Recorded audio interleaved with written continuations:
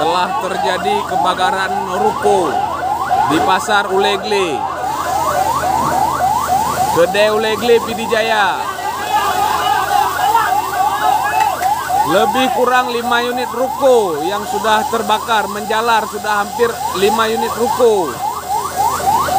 Sedikitnya 5 unit rumah toko, ruko, pakaian jadi, dan warung kopi di Kampung Kedai Ulegle, Kecamatan Banda 2, Kabupaten Pidijaya, Selasa 3 Agustus 2021 sore hari hangus terbakar.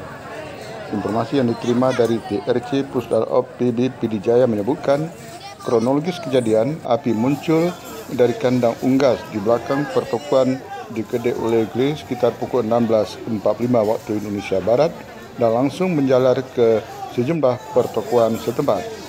Kondisi terkini api sudah dapat dipadamkan dan kerugian masih dalam perkiraan sementara sudah ditangani pihak berwajib polsek setempat. Tim terlibat dalam proses pemadaman Damkar Pidijaya 4 unit, Damkar Pos Simpang Mamplam Piren 2 unit, dibantu TNI Polri dan relawan PMI serta masyarakat setempat.